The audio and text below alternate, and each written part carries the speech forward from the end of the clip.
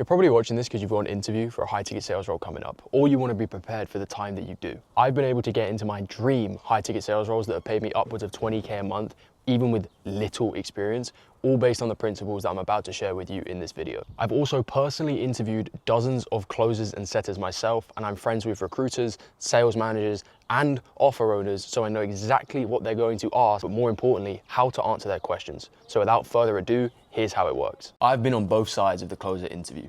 I've sat in the hot seat applying for roles, and I've personally interviewed dozens of closers when I'm looking to build sales teams. And I can tell you right now that most closers fail for the exact same reason, time after time. And it's got nothing to do with their sales ability. There is a very specific method that any closer can use, whether you've got zero experience, whether you've already been in the game for a while, to walk into any interview and make it impossible for them to say no. When I figured this out, I went from getting overlooked for 6 months consistently to landing a role that consistently paid me $20,000 a month. So if you've got an interview coming up or you're actively applying for roles right now, this is the only video you need to watch. In this video, I'm gonna break down exactly what to say at each stage of the interview process, but not just that, how to actually land these interviews in the first place, because that might be something you're struggling with. I'm gonna walk you through the exact questions and how to answer them on these interviews, and then at the end, I'm gonna give you an exact action plan you can take starting today to land your first interview and land your first sales role in the next 30 to 90 days. And look, if you want help actually landing a remote closing role without going through the bullshit of going through Facebook groups and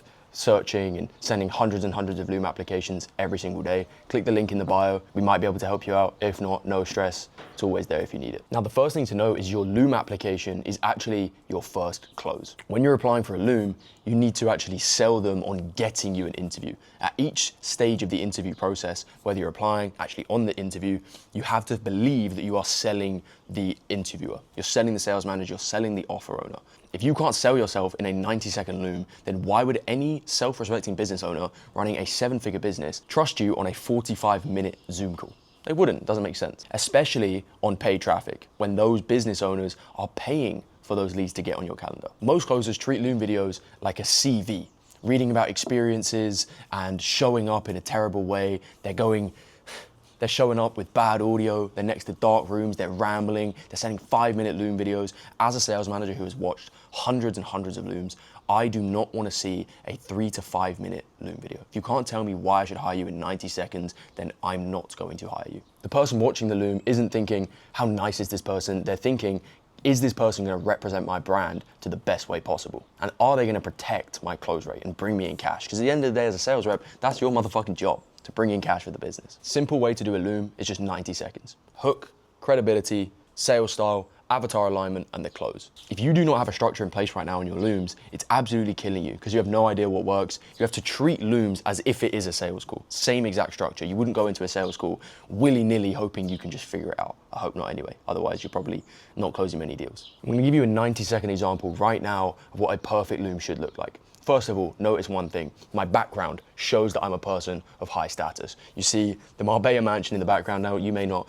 live in Marbella, you may not be out in Marbella for a few weeks, but you can still look presentable. Have a nice, clean background, solid lighting, stare at the camera, good head spacing on the camera, not down here, not super high up either, right? But it goes something like this. Hi, my name is Frankie Isaac, and in the next 90 seconds, I'm gonna introduce myself properly. I've been a high ticket closer for the past 3 years, generating over $6 million in revenue with an average of a 40% close rate. I stay on top of my numbers, I'm disciplined with follow-ups, I don't blame leads, and I'm always looking for where the gap is and how I can fix it. My sales style is very focused on consultation and actually helping the other person on the end of the phone. I believe in ethical sales and helping the person make a profound change in their life so you can experience the best clients possible. I control the frame of the conversation, I uncover real pain and help prospects see the gap between where they are and where they want to go, and help them walk through any limitations that they may be facing on the path to getting to that goal. I stay curious, I'm direct, but I never assume. I work especially well with serious B2C buyers who value clarity, accountability, and long-term results. I align best with guys who are looking to make a change, but they don't know how to get there. They're hungry, but they're willing to work to get to where they want to be, and they're willing to invest in themselves to get there.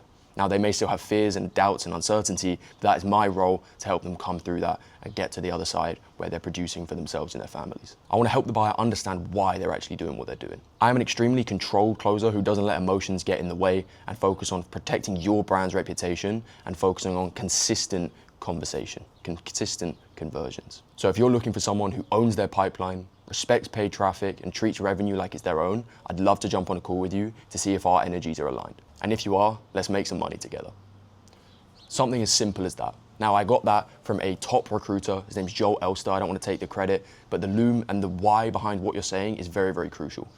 If you can't film a 90-second loom without having to stutter and say words and and ah, again, your sales manager is not going to trust you with a 45-minute Zoom conversation. It's the first impression of you as a closer. First impressions matter. If you're a beginner, you need to lead with conviction. You need to lead with your work ethic, coachability, and hunger, rather than just making up fake credentials. You will get caught out very fast. If you're experienced, you should lead with your specific metrics. Those are your unique selling propositions like close rate, ticket size that you've sold, volume, how much you've actually collected in what time frame. So the goal of the loom is to get your foot in the door. But once you're in the interview, most closers don't understand what's actually being evaluated. So here's what sales managers are actually looking for. And I can say this as a sales manager. The main goal for an offer owner or a sales manager is to analyze you as a closer and think, will this person protect my revenue and my brand? That's it. They want to hire the lowest risk possible person. So if you come across as stable, you have conviction in yourself, and you've got a just disgusting level of hunger to win, you are way more likely to land that opportunity. One thing that's very important when you're interviewing is not just treating it as an interview. Now that may sound backwards, but you want to treat it as a two-way sales conversation. You're evaluating them as much as they're evaluating you. You may have even heard the phrase, whoever needs it less ends up getting the role, getting the job, getting the business, or getting the deal. Same thing with your sales calls. If you're super attached, you're super needy, the likelihood of you closing that deal is drastically lower. And your prospects will smell that through the screen. Same with your sales manager, or same with the offer owner that you're applying to and speaking to. If they sense a neediness, they will be turned off. Think of it like going on a date. If you really want to go out with a girl, and they sense that neediness, they don't come back. A very key thing that you need to understand is to not downgrade yourself. Don't degrade yourself. Never say, I'm a setter and now I'm looking to become a closer. I'm trying to grow into the role. I just want an opportunity. These are all things that signal that you are not a serious closer who is a professional at what they do. It's very important to speak slightly slower than you normally would, pause at appropriate times, make eye contact, sit upright, sit proud with your chest up. Hopefully you've been in the gym. If you haven't, that's going to be part of your appearance, and that's going to be part of the first impression, which actually matters. So get in the gym now and you'll have a better chance of landing a closing role, I promise you. Once you've got the right mindset going in, the next thing you need to nail is how to actually position yourself, especially if you don't have a track record yet. So how do you actually handle the experience question when you genuinely don't have a closing record up until that point? Now, there are some key things. You want to talk about transferable skills, work ethic, coachability, any high pressure environment where you've performed. For example, if you're someone who consistently trains combat sports, boxing, MMA, jiu-jitsu, whatever that may be, that is a high pressure environment, or college sports when you were younger, to where you performed and you came out the other side. Sales and sports are very, very transferable. So if you don't have experience in sales quite yet, use your sporting background if you have one. If you don't have one, think of other areas of your life where you have actually been in a high pressure environment yet still performed. Consistently reference hunger and coachability. The biggest thing that I'm looking for when hiring a sales rep is coachability and hunger. Are you willing to go the extra mile? Are you willing to dial? Are you willing to go through the CRM and prove yourself and put your balls on the table and back yourself with conviction? Now, if you sat there thinking, I don't have conviction in myself yet, you've got to fake it till you make it. And I know you've heard that phrase before, but it means speaking with conviction even though you do not have a track record. A big part of a sales interview is actually closing the sales manager or the offer owner on why they should hire you. If you can close them and handle their objections, handle their limitations, then they are way more likely to trust you to do the same with their prospects. So genuinely question, don't take everything at face value from what you hear from an offer owner. If something they say doesn't make sense, then call it out, question it, understand or prove to yourself why you should be the guy to come in and crush for that specific offer. Asking the right questions actually signals that you think like a closer, not someone just trying to look for like a job. Right? You're not just chasing a role. And one thing that is very, very important is actually asking the correct questions to vet the offer properly. If you just take everything at face value, you don't ask questions, you're not understanding where the business is at, where they're trying to go and how they plan on getting there, then you are shooting yourself in the foot, because it comes across that you'll take anything and everything. So here are a few questions that you can ask on your next interview to vet them and make sure it's an offer actually worth getting onto. Because the last thing you'd want to do is waste your time, waste months and months being on an offer which doesn't align with your goals. You want to get clarity on the current close rate, the average order value. If the business owner cannot tell you their AOV, the average order value, run away. They have no idea what they're doing. You want to understand what the top closer is making, what the bottom closer is making, what's the difference. One great question that you can ask as well is, what is the record month in terms of commissions or cash collected that a closer has done? The reason that is so powerful is that you're already showing yourself to the business owner that you're not here to just come in and be middle of the leaderboard. You're here to come in and absolutely crush. Get an understanding from a buyer's perspective. Ask the interviewer, what does your sales process actually look like? Where are these leads coming from? Is it paid traffic? Is it webinars? Is it organic? Where are they coming from? What does their buying cycle look like? What is the most common objection that you're currently facing, which I can then come in and crush and learn more about, so I can create even pre-call resources to help overcome those before they even come onto the call. Make it clear that you're willing to go above and beyond in order to land this role, in order to prove yourself to the company that you can make them a shit ton of money. Now, how do you evaluate whether an offer is actually worth taking on? Like, what actually separates an offer that is good from one that is going to waste your time? And how do you spot the difference before you commit? Now, here are some red flags when you're asking or understanding an offer, which you should note down and question, and potentially run away from that offer.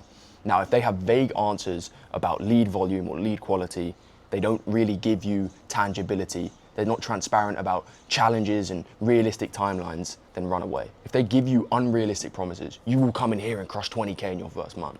Very unlikely. Now, it is your job to come in and perform and do the best you can, but it is also very natural to have a standard ramp up time period when you're jumping on a sales offer. Do they have clear KPIs that you can ramp up towards, that you're not first week in, if you're not making the money that KPIs suggest, that you're just going to get fired and let go? Do they have clear sales processes and training? Are they training reps consistently? Are you getting one-to-ones? Are you getting support? Can you actually be helped? Right? That is very important for team culture and also yourself as a closer. Now, one thing that's super key is if they have a high turnover of sales reps. You want to have an understanding how many closers they're having, how long does the average closer actually stay on for, because that would suggest something about the business, which means the closers are turning over at a high rate. Now, that may be that the closers they've hired before just aren't up to the standard, but it also could mean that they have unrealistic expectations around their closers or something along those lines, which is causing closers to leave. Something that's even more beneficial is if you know someone who has been on that particular offer from communities and networks and groups that you may have joined, to enable you to have an understanding of what the offer can actually fully allow you to do.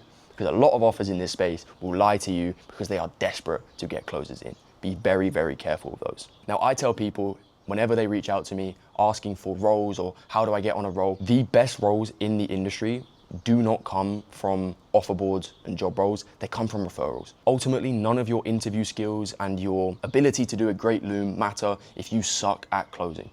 Your skill set is the most important thing, because there is not a single great closer in this space who does not have an abundance of opportunities of offer owners who want their services. I know for a fact I could go and get a 20K a month offer like that if I wanted to. But that comes from time and focusing on the most important asset that you have, which is your skill set. Now, the best way to improve your skill set, you already know this as a closer, is to invest into mentorship. If you've not invested into mentorship up until this point, how can you expect your prospects to do the same?